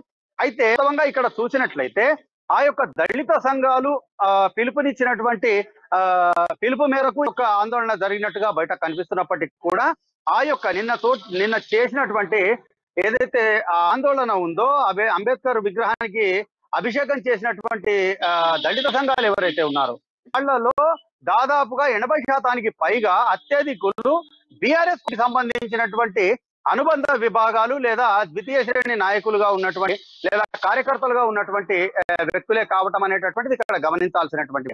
అయితే దీనిపైన ఈ రోజు కాంగ్రెస్ పార్టీకి చెందినటువంటి ఎస్టీ సెల్ విభాగం చెందినటువంటి నాయకులందరూ కూడా స్థానికంగా మీడియా సమావేశం ఏర్పాటు చేయడం జరిగింది. దానికి కౌంటర్ గా ఈ యొక్క విషయాన్ని చెప్పడం జరిగింది. అంటే వాళ్ళు చెప్పినటువంటి విషయం ప్రకారంగా చూసినట్లయితే అంబేద్కర్ విగ్రహానికి పూలమాల వేయడానికి వెళ్లిన సందర్భంలో అక్కడ కూడలి చుట్టూ ఉన్నటువంటి ఏదైతే స్టీల్ కంచె ఏర్పాటు చేయడం జరిగిందో దానికి ఒక గేట్ ఉంది. ఆ గేట్ కు ఉన్నటువంటి తాళం ఏదైతే ఉందో దానికి తాళం చెవి కొరసేపు వెతకాల్సి వచ్చినటువంటి పరిస్థితి. ఒక నాయకుడికి ఫోన్ చేసినటువంటి సందర్భంలో షాప్ లో ఉంది అంటే తీసుకెళ్లమని చెప్పడము, తర్వాత ఇంట్లో ఉంది అని చెప్పడము. అంటే ఇది వాస్తవంగానా లేకపోతే బుకాయించడానికి అనేటువంటి విషయంలో మనకు ఎవరికి కూడా స్పష్టత లేనప్పటికీ కూడా ఇక్కడ ఒక ప్రశ్న ఏం తలెత్తుతోంది అని అంటే, అందరికీ సంబంధించినటువంటి వాడిగా అపరమేధావిగా ప్రపంచమే అత్యధిక విద్యా డిగ్రీలు పొందినటువంటి ప్రపంచ మేధావిగా ఉన్నటువంటి రాజ్యాంగ నిర్మాత బాబాసాహెబ్ అంబేద్కర్ విగ్రహాన్ని అత్యంత ఏర్పాటు చేసుకున్నటువంటి క్రమంలో ఆ యొక్క కూడలికి సంబంధించినటువంటి తాళం చెవులు ఎవరి వద్దనో ఉంచడం ఎందుకు అనేటటువంటి ఒక ప్రశ్న. కేవలం అంబేద్కర్ను ఒక వర్గానికో లేదా ఒక అధికార పార్టీకో పరిమితం చేసేటటువంటి ప్రయత్నం, లేకపోతే అక్కడ కార్యక్రమం ఉంది అని చెప్పి తెలిసిన తర్వాత కూడా ఈ విధమైనటువంటి చర్యలకు పాల్పడటం అనేటటువంటి అంటే ఒక ప్రణాళిక ప్రకారమేనా అనేటటువంటి అనుమానాలుగా తలెత్తుతున్నటువంటి నేపథ్యం. ఇక ఇంకోవైపు చూసుకున్నట్లయితే అంశానికి సంబంధించినటువంటి క్రమంలో చూసినట్లయితే ఆ రోజు మొదలైనటువంటి వివాదము ఈ రోజు వరకు కూడా కొనసాగుతున్నటువంటి నేపథ్యం అంబేద్కర్ విగ్రహానికి నివాళి అర్పించడము అనేటటువంటిది కావచ్చు, లేదా భారతదేశానికి సంబంధించినటువంటి పౌరులు ఎవరైనా కావచ్చు, ఆయనకు సగౌరవంగా మనస్ఫూర్తిగా ఇచ్చేటటువంటి గౌరవంగానే భావించాల్సినటువంటి నేపథ్యం. కానీ ఇక్కడ అధికార కాంగ్రెస్ పార్టీ ముసుగులు ప్రధానంగా చూసుకుంటే ముందు నుంచి కూడా కాంగ్రెస్ పార్టీ అనేది గాంధీని ఎదురుపెట్టుకునేటువంటి పార్టీ. ఎందుకంటే గాంధీ సిద్ధాంతాలకు అనుగుణంగా ఉన్నటువంటి పార్టీ అని చెప్పుకోవచ్చు. గాంధీ కుటుంబం అందులో ఉన్నటువంటి భాగస్వామ్యం ఎస్సీ ఎస్టీ కానీ మైనార్టీ వర్గాలు కానీ ఎక్కువగా కాంగ్రెస్ పార్టీకి అండగా ముందు నుంచి వస్తున్నటువంటి పరిస్థితి. ఈ నేపథ్యంలోనే కాంగ్రెస్ పార్టీకి సంబంధించిన ఈరోజు వ్యవహారం ఏదైతే ఉందో అక్కడే సభ నిర్వహించి అంబేద్కర్ అవమానించారని నివాళులు అర్పించడానికి చెప్పడం అనేది, అంటే అక్కడ ఒక తప్పిదం క్యాష్ చేసుకొని బీఆర్ఎస్ పార్టీ దాన్ని వివాదంగా చేస్తుంది అనుకోవచ్చు మనం. ఎందుకంటే ముందు నుంచి కాంగ్రెస్ పార్టీ అనేది అంబేద్కర్ విగ్రహానికి నివాళులు అర్పించకుండా వెళ్ళిపోవడం అనేది జరిగే సందర్భం కాదు. కానీ అక్కడ జరిగింది. అది ఎందుకు అనేది మనం ప్రధానంగా ఆలోచించాల్సిన విషయం. ఇక రెండోది చూసుకుంటే ముందు నుంచి కూడా కాంగ్రెస్ పార్టీ పక్కన పెడితే బీఆర్ఎస్ పార్టీ ఏదైతే ఉందో కేసీఆర్ పై ముందు నుంచి కూడా ఆరోపణలు ఉన్నటువంటి పరిస్థితి. ఎక్కడ కూడా ఆమెకు ఒక్కరోజు కూడా నివాళులు అర్పించినట్టు ఎక్కడ కనిపించలేదు. కానీ ఈరోజు విగ్రహం చుట్టూ రాజకీయం చేస్తున్నట్టు విగ్రహాన్ని నెలకొల్పడం కూడా దీనికి సంబంధించిన వార్తలు కూడా మనం విన్నాం. ఆ ప్రతిపక్షాలు ఆరోపిస్తున్నటువంటి పరిస్థితి. అంటే కేవలం అంబేద్కర్ విగ్రహాన్ని సందు దొరికింది కదా అని రాజకీయం చేసే ప్రయత్నం చేస్తున్నారని మనం అనుకోవచ్చు. ఖచ్చితంగా రాజశేఖర్, ఈ యొక్క విషయం ఇప్పుడు మీరు ప్రస్తావించినటువంటి అంశం ఉందో, ఈ ఒక్క సంవత్సరం కూడా అంబేద్కర్ జయంతి రోజున సీఎం హోదాలో కేసీఆర్ వచ్చి ఏ ఒక్క సమయంలో కూడా నివాళులు అర్పించినటువంటి వ్యక్తి అనేటటువంటి విషయం కూడా ప్రస్తుతం స్థానికంగా సోషల్ మీడియాలో వైరల్ అవుతున్నటువంటి నేపథ్యం. అదే సందర్భంలో ఇటు కాంగ్రెస్ పార్టీ ఎస్టీసీకి చెందినటువంటి వాళ్ళు కావచ్చు, మిగతా కాంగ్రెస్ పార్టీకి చెందినటువంటి కార్యకర్తల నాయకులు కావచ్చు. మరొక విషయాన్ని కూడా ఇక్కడ బీఆర్ఎస్ పార్టీకి సంబంధించినటువంటి ఏదైతే దళిత సంఘాలుగా చెప్పుకుంటున్నటువంటి వాళ్ళు ఉన్నారో వాళ్ళ విషయంలో సంధిస్తున్నటువంటి ప్రశ్న, సాక్షాత్తు అంబేద్కర్ రచించినటువంటి రాజ్యాంగాన్ని మానేటటువంటి వ్యాఖ్యలు చేసినటువంటి కేసీఆర్ ఆ సందర్భంలో నోరు మెదపకపోవడానికి కారణం ఏంటి అనేటటువంటి ప్రశ్నను సంధిస్తూనే వాస్తవంగా అంబేద్కర్ రచించినటువంటి రాజ్యాంగాన్ని మార్చాలనేటటువంటి వ్యాఖ్యలు చేసినటువంటి కేసీఆర్ కు సంబంధించినటువంటి వ్యాఖ్యల పట్ల ఆనాడు కనుక నోరు మెదిపి నిరసనలు కనుక అంటే ఇప్పుడు రాద్ధాంతం చేస్తున్నటువంటి యొక్క దళిత సంఘాల వాళ్ళనందరినీ కూడా నిఖార్సైనటువంటి అంబేద్కర్ వాదులుగా, నిజమైనటువంటి దళిత సంఘాల అభ్యున్నతికి పాటుపడే వారిగా తాము గుర్తిస్తాం తప్ప కేవలం తమ రాజకీయ స్వార్థం కొరకో లేదా తమ నాయకుడి దగ్గర అంటే మెప్పు పొందేందుకు ఇటువంటి చిల్లర చేష్టలకు పాల్పడటం అనేటటువంటిది మంచిది కాదు అనేటటువంటి ఒకమైనటువంటి పోస్టులు కూడా ఇక్కడ స్థానికంగా వైరల్ అవుతున్నటువంటి నేపథ్యం. వాస్తవంగా చూసినట్లయితే కాంగ్రెస్ పార్టీ ఎప్పుడు కూడా దేశానికి సంబంధించినటువంటి మహనీయుల విషయంలో ఎప్పుడు కూడా అనుచితమైనటువంటి చర్యలు కావచ్చు, వ్యాఖ్యలు కావచ్చు పాల్పడినటువంటి సందర్భాలు చెప్పవచ్చు చాలా తక్కువగా ఉన్నటువంటి నేపథ్యం. వ్యక్తిగతంగా ఎక్కడైనా వ్యాప్తంగా ఎక్కడైనా ఆయా చోట్లలో కాంగ్రెస్ పార్టీకి చెందినటువంటి వాళ్ళు ఏ వ్యాఖ్యలు చేస్తే వ్యక్తిగతంగా అది వేరే విషయం. కానీ కాంగ్రెస్ పార్టీ చరిత్రను చూసినట్లయితే 125 సంవత్సరాలకు పైగా చరిత్ర ఉన్నటువంటి కాంగ్రెస్ పార్టీ చరిత్రలో కూడా మహనీయుల విషయంలో ఈ విధమైనటువంటి అనుచిత చర్యలకు చిల్లర రాజకీయం పాల్పడినటువంటి సందర్భాలు చాలా తక్కువ అని చెప్పవచ్చు. అయితే ఇప్పుడు ప్రస్తుతం నెలకొన్న ఈ వివాదానికి సంబంధించి బీఆర్ఎస్ పార్టీ ఏదైతే అధికార పార్టీ ఉందో కావాలంటే రాజకీయంగా ఈ యొక్క అంశాన్ని వాడుకోవడమా, లేకపోతే వచ్చినటువంటి ఈ యొక్క సభ ఏదైతే ఉందో నిరుద్యోగ నిరసన సభ, దానికి వచ్చినటువంటి జిల్లాకు సంబంధించినటువంటి స్పందన ఏదైతే ఉందో దాన్ని సైడ్ ట్రాక్ చేయడానికా, లేకపోతే తక్కువ చూపించడానికా, లేదంటే మరో వివాదం సృష్టించి ఈ యొక్క నిరుద్యోగ నిరసన సభను జనంలో చర్చలు లేకుండా చేయడం అనేటటువంటిది వాళ్ళ ఉద్దేశం అనేటటువంటి విషయాన్ని పక్కన పెట్టి అంబేద్కర్ పేరుతో రాజకీయాలు చేయడం మంచిది కాదు అనేటటువంటి అభిప్రాయం మాత్రం స్థానికంగా వ్యక్తమైనటువంటి పరిస్థితి. Rajasekhar, thanks for updates Joshi. Next మనం హైదరాబాద్ బ్యూరో చీఫ్ మనకి కృష్ణమూర్తి అందుబాటులో ఉన్నారు. ప్రధానంగా చూసుకుంటే కేసీఆర్ దళిత బంధు అది చాలా అట్టహాసంగా ప్రారంభించినటువంటి పరిస్థితి, దాన్ని గొప్పగా దేశానికి ఒక విజన్గా చెప్పుకున్నటువంటి పరిస్థితి. అయితే ఈ నేపథ్యంలోనే ఆయనే స్వయంగా దాంట్లో లొసుగులు ఉన్నాయని, దానికి సంబంధించి ఆరోపణలు చేస్తున్నటువంటి పరిస్థితి, ఈ స్కీమ్లో అవినీతి జరిగిందని తానే ఒప్పుకున్నటువంటి పరిస్థితి కనిపిస్తుంది. దీనికి సంబంధించినటువంటి వ్యాఖ్యలు కూడా బీజేపీ చేస్తుంది. ఈ వ్యాఖ్యలపై విచారణ జరిపించాలంటూ కూడా ఆరోపణలు చేస్తున్నటువంటి పరిస్థితి. దీని నేపథ్యంలో పూర్తి సమాచారం అందిస్తారు మా ప్రతినిధి కృష్ణమూర్తి, చెప్పండి. Thank you Rajasekhar. BRS party CM KCR అత్యంత ప్రతిష్టాత్మకంగా ప్రారంభించినటువంటి దళిత బంధు పథకం ఇప్పుడు ఆ పార్టీకి కొంత ఉరితాళ్లా మారిందా అన్న అనుమానాలు వ్యక్తమవుతా ఉన్నాయి. తాజాగా నిన్న సీఎం కేసీఆర్ పార్టీ ప్లీనరీ సమావేశం సందర్భంగా ఎమ్మెల్యేలు పార్టీ నాయకులను ఉద్దేశించి కొంత మాట్లాడారు. అంటే వచ్చే ఎన్నికల సంవత్సరం, ఎన్నికల మాసాలు కాబట్టి జాగ్రత్తగా ఉండాలి, ప్రజల్లో కలవండి, హైదరాబాద్లో ఉండొద్దు అంటూ అన్ని కార్యక్రమాలు, అన్ని విషయాలను వాళ్ళకు కొంత మార్గదర్శకాలు చేసిన తర్వాత ఈ నేపథ్యంలోనే సీఎం బంధు పథకం మీద కీలకమైన వ్యాఖ్యలు చేశారు. కొంత పాల్పడు స్కీమ్ లో అంటూనే 3 లక్షల వరకు తీసుకున్నట్టుగా తన వద్ద ఆధారాలు ఉన్నాయి, ఇంతమంది తీసుకున్నారు, తన వద్ద ఈ ఆధారాలు ఉన్నాయి, అవసరమైన సమయంలో ఖచ్చితంగా బహిర్గతం చేస్తామని చెప్పారు. ఎమ్మెల్యేలు తీసుకోకుండా ఎమ్మెల్యే అనుచరులు కూడా కొన్ని చోట్ల వసూలు చేస్తా ఉన్నారు. పార్టీ కార్యకర్తలు పార్టీ పేరుతోటి దళిత దగ్గర నుంచి 3 లక్షల రూపాయలు తీసుకుంటున్నారు, 10 లక్షలు ఇప్పించేందుకని చెప్పి సీఎం కేసీఆర్ వ్యాఖ్యానించారు. ఈ సీఎం చేసిన వ్యాఖ్యలు ప్రస్తుతానికి ప్రతిపక్ష పార్టీలకు ప్రధానంగా బీజేపీ ప్రచారాస్త్రంగా ప్రధానాస్త్రంగా మారినట్టుగా తయారైంది. తాజాగా బీజేపీ ఏసీబీ డీజీకి ఒక లేఖ రాసింది. బీజేపీ రాష్ట్ర ప్రధాన కార్యదర్శి ప్రేమేందర్ రెడ్డి ఏమనంటే, దళిత బంధు పథకంలో 3 లక్షల రూపాయలు లంచాలు తీసుకున్నారు అని సీఎం స్వయంగా ప్రకటించారు. కాబట్టి ఎవరెవరు తీసుకున్నారు, ఎప్పుడు తీసుకున్నారు, ఎవరెవరు తీసుకున్నారు అన్న విషయాలను విచారణ జరిపించాలి, నిగ్గు తేల్చాలి అని ఏసీబీ డీజీకి లేఖ రాసిన ప్రేమేందర్ రెడ్డి అదే కాపీని ఎన్ఫోర్స్మెంట్ డైరెక్టరేట్ కూడా పంపిస్తున్నట్టుగా కాపీ 2 అని పెట్టారు. దాంట్లో అంటే కాపీలు ఎవరు పంపిస్తారన్న విషయంలో పెట్టారు. సహజంగా తెలంగాణ డీజీపీ కూడా ఆ కాపీని పంపిస్తారని చెప్పారు. ఇక్కడ మనం ప్రధానంగా పరిశీలించాల్సిన అంశం ఏంటంటే, ఏసీబీ ఒకవేళ విచారణ జరిపించకపోతే, ఏసీబీ విషయంలో చూసి చూడనట్టుగా వ్యవహరిస్తే ఈడీని ఆశ్రయించాలని బీజేపీ భావిస్తున్నట్టుగా మనకు స్పష్టంగా అర్థమవుతా ఉంది. అంటే నగదు బదిలీ కానీ, డబ్బుల బదలాయింపులు కానీ భారీ ఎత్తున జరిగినప్పుడు ఈడీ ఆ విషయంలో విచారణ జరిగే అవకాశాలు ఉన్నాయి. అయితే ఇక్కడ ప్రధానంగా ఆధారం ఏంటి ఈడీకి అంటే, సీఎం కేసీఆర్ చేసిన వ్యాఖ్యలే ఈడీకి ఆధారంగా మారబోతున్నాయి. సీఎం కేసీఆర్ చెప్పారు, కొంతమంది డబ్బులు తీసుకునే ఆధారాలు ఉన్నాయి, అవసరమైన సమయంలో చెప్తాను, ఇప్పటికైనా పద్ధతి మార్చుకోకపోతే వాళ్ళకు టికెట్ రావు, పార్టీలో ఉండరు కూడా అని చెప్పారు.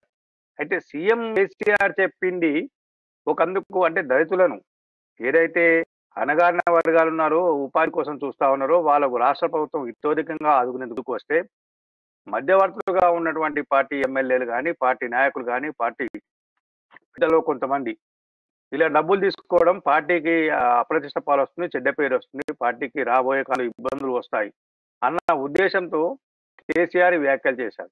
ఈ సందర్భంగా ఆయన కొంత గట్టిగా వార్నింగ్ ఇవ్వాలి పార్టీ శ్రేణులకు, పార్టీ నాయకులకు, పార్టీ కార్యకర్తలకు అన్న ఉద్దేశంతో తన ఆధారాలు ఉన్నాయని చెప్పి ఉంటారు. అయితే ఈ ఆధారాలు ఏంటి అనేది బహిరంగం చేయలేదు. మరోవైపు అదే పార్టీ దళిత మోర్చా నాయకుడు గొప్ప భాష మాట్లాడుతూ ఎస్సీ ఎస్టీ అట్రాసిటీ కేసు నమోదు చేయాలి విధానం, ఎవరైతే దళిత వద్ద నుంచి డబ్బులు తీసుకున్నారు, లంచం రూపాయలు తీసుకున్నారు, డబ్బులు వసూలు చేశారు, బెదిరింపులు దిగారు అని ఎవరెవరు చేశారో ఈ కార్యక్రమాలకు వాళ్ళందరి మీద ఎస్సీ ఎస్టీ అట్రాసిటీ కేసులు నమోదు చేయాలి, వాళ్ళ మీద కఠినమైన చర్యలు తీసుకోవాలని చెప్పేసి ఆయన డిమాండ్ చేశారు. అంటే ఒకవైపు దళితులను పరిచే విధంగా వాళ్ళ దగ్గర నుండి డబ్బులు తీసుకో రైట్ కృష్ణమూర్తి దగ్గర ప్రధానంగా ఇంకోటి చూసుకుంటే కేసీఆర్ లాంటి ఒక వ్యక్తి ప్రభుత్వం ఏదైతే ప్రవేశపెట్టినటువంటి పథకంలో లొసుగులు ఉన్నాయి, దాంట్లో అవినీతి జరిగిందని ఒప్పుకోవడం చూసుకుంటే ఖచ్చితంగా ఈ ప్రభావం అనేది పార్టీ మీద పడే అవకాశం ఉందా? ఇంకొకటి మీరు అన్నట్టు ఈ విచారణ ఒకవేళ జరిగితే లేకపోతే దానికి సంబంధించినటువంటి బీజేపీ పట్టుబడుతుంది ఖచ్చితంగా. సో ఈ నేపథ్యంలో ఒకవేళ ఆ చిట్టా ఏదైతే తన దగ్గర ఉందన్నారు అది తీసుకునే అవకాశం ఇవ్వాల్సినటువంటి బాధ్యత కూడా ఉందని అనుకోవచ్చు మనం. ఖచ్చితంగా ఈడీ కేసీఆర్ చేసినటువంటి వ్యాఖ్యలను సుమోటోగా తీసుకొని నమోదు చేసి నోటీసులు జారీ చేస్తే ఖచ్చితంగా ఇవ్వాల్సిన అవసరం ఉంది. ఒకవేళ సీఎం కేసీఆర్ ఇవ్వకపోతే ఈడీ దర్యాప్తు చేయాలనుకుంటే హైకోర్టుకు కూడా వెళ్ళే అవకాశం ఉంది. కేసీఆర్ బహిరంగంగా వ్యాఖ్యలు చేయాలంటూ ఆ ఆడియో టేపులను వీడియో టేపులను కోర్టు ముందు ప్రవేశపెట్టి దీనికి సంబంధించి విచారణ సహకరించాలని చెప్పేసి హైకోర్టును ఆదేశించాలని చెప్పేసి ఈడీ కోరే అవకాశం ఉంది. ఇంకోవైపు ఖచ్చితంగా అంటే దళిత బంధు స్కీమ్ అనేది మా బీఆర్ఎస్ ప్రభుత్వము అత్యంత ప్రతిష్టాత్మకంగా భావిస్తుంది కూడా.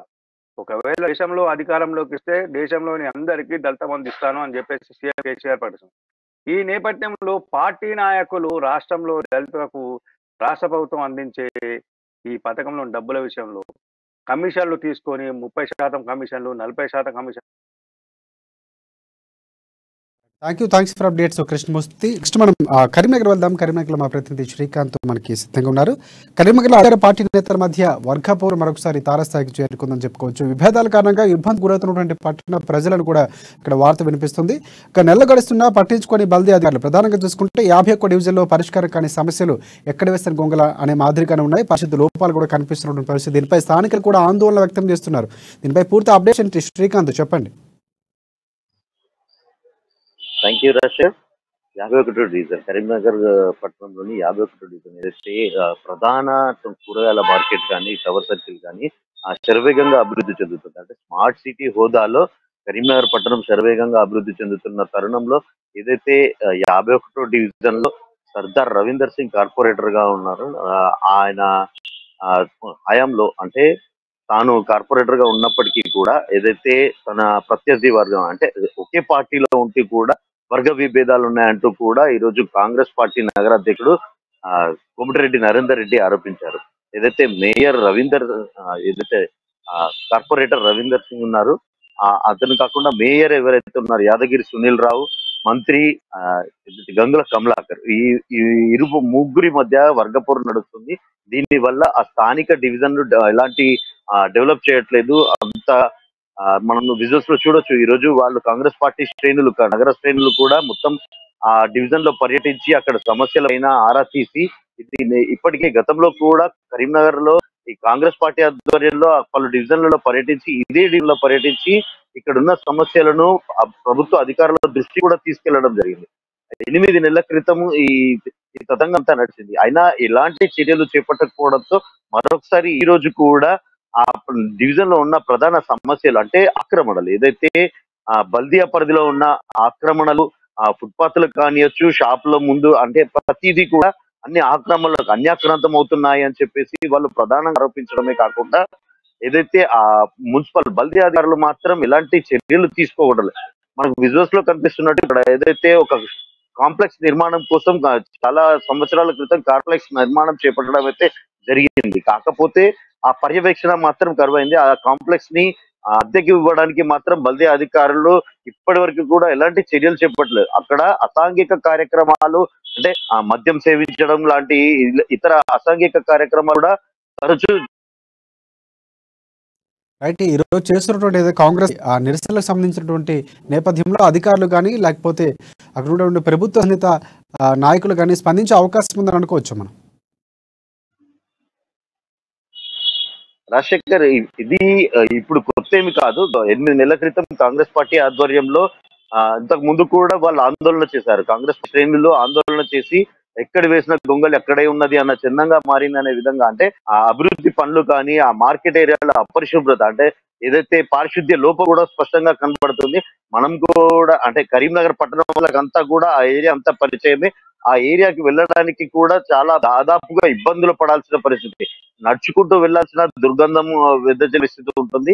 అక్కడ ఎవరు కూడా అంటే సరిగా ఒక అరగంట సేపు నిల్చునే పరిస్థితులు అయితే ఉండవు.